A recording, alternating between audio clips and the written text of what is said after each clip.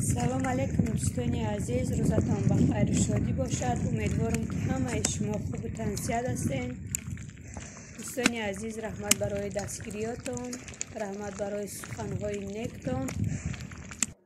ساعت مدت 10 روزه بیرون به نهایت خنک در این ستیل منونای سخته پچوقه باید تگش اوقاتیه پیش مال حال رفته استیم. شوارم نمیمونم برای بیرو برومدنی کتی کودکو دخترم باشه ای بگه زوره دارم مرا بیرو بره گفته او را پیشکی روی کردیم.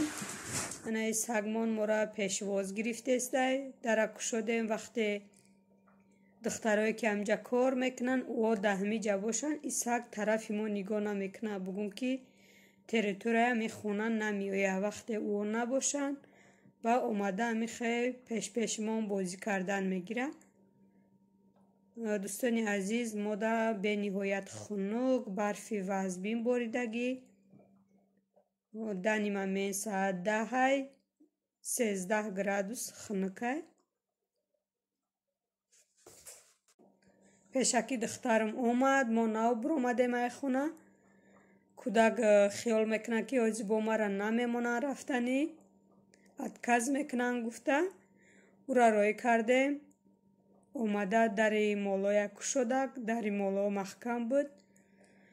سه تا اغلی درو بدرونه بگوم همش شو میپوشونیم برای میفورشونه که شو میدون ده خوروان ارگانیزمی گوسپند گرمه ارگانیزمی بوز خنک خرای. اینایی بوزکی ما شب نم داره. نگاه کنین و دست من هر چی گرفته می آورده پیش ما دویده آمده که یگان چی دارم دستم ندارم که ما در ستیل هم نون و پچاق هم چی را گرفته بودم. اینایی کودک نگاه جان کنیشه که ما روم مرا کس میکنن گفته اغل پرتفت استه تازه کرده استه. اغلمون تازه کردیم. هر روز تازه نمیکنیم. خنکه یخ کردگی درست 3 روز ده گاه روز 1 روز پس گرمی باشه شیطه او میشه. اینم خیلی تازه میکنیم. از اغلمون اوقاتای مالامون میتیم با خونه میریم. یک نویگری دیگه ما یک گوسپند دیگه خریدیم. نه گوسپند که کلش سیاه میره 1 ماه پیش که خریده بودیم. با همون مردک با گوسپند فروشی داشته. این یکم دیمنگی گوسپند خریده. این وزبینه ممکن تا همی موهای فیورال بیناشه بچه دار شوه. این مالایی که همون مردک میفروشه ای بگم که ای خزنشون نگاه نمیکنه. بعد یا که چای پلیکی نمیوان مجبور میشن که فروشن یگان تشد چای پلیک کنن. ما خریدیم امو برای که وزبینه 5000 ده خریدیم. اینجا دوستانی عزیز چوجه ها ما گرفتم پیش مرغای کلان برده یک جایه کردم کلان شدیان گفته نکی اوجا خنک خوردن چخلی شدن که رنگی چلاق شدک پاچاشون با ابرد نه همی جای خچون آوردن موندیم. سویتاشون گیرانه آودانشون پس یعنی رخته موندگی. ما کارامون شیدیم اویلوی با طرف خونه رفتستیم. کودک ها کتیاتشون بالا می روند طرف های کنوشنی. ما در ساعت 11 شدسته. من میدرم خونه یگانه اوقات میکنم. خمیر دارم با نونامه میپزم. من نرفتم راستیکتشون. نمیخیل دوستانی عزیز این ویدیوی که من ای پیش مولا کرده بودم امروز همی 3 فوریه در منتج کردم. انا این ویدیوی که میبینین این 3 ینوار بود. دوستانی عزیز ما کشتیم. بچه ها گوشتشون کم مونده بود. 2 ینوار ده کشته بودیم. ولاگای پیشینه را دیده باشه. و اینا 3 ینوار ده یک تای دیگه شا کشتیم.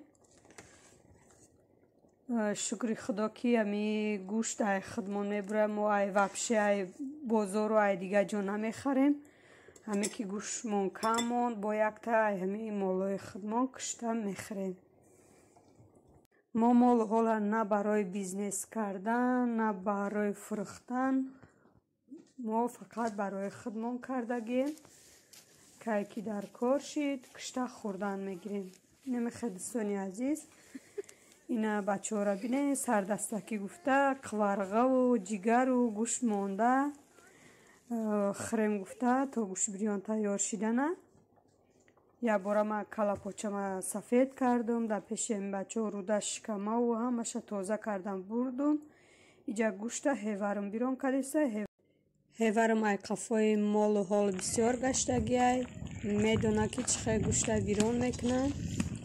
бинен мегӯй ки соли гушнагӣ боша, як дег гӯшт лав ба лави ами дегай кофта намешавад. намехе дӯстони азиз, қариби гӯшт бирён шидан ман омадум хона, равум то гӯшт тайёр шидана ягон салата, ягон ови чоя тайёр кунум шона гуфта хона омадума. иҷа мардум гӯшт бирён кардистанд. намехе дӯстони азиз, пеши дегдончада намехе ҳезум мондиян. берун камкамак шамол буд. алов ҳарс мерава шамол да дар намегира гуфта ҳезмора дар пеши дегдонча мехе ростак ростак мондем. намехе дӯстони азиз, як ним рӯз авқот накардум. анами гӯшта то тамом шиданша хӯрдам. шикам сери бо хай устуғону гӯштои лаҳму камтарак мондагиша мода самбусаву хумшурбо ягон чи дига карда тем гуфта.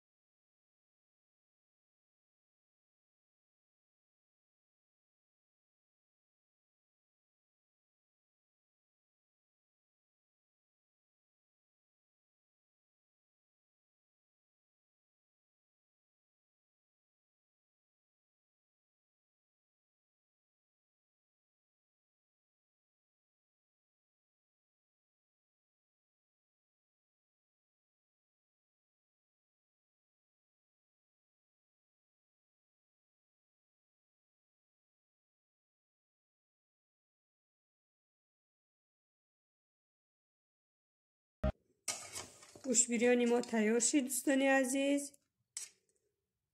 ҳамаша дар анми касронка бардошта овардан.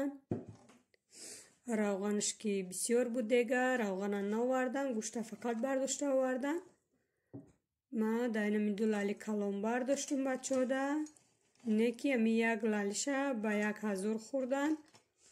барое ки дар сари ами дег то гӯштбирён тайёр шидана алов карда шашлик кардам.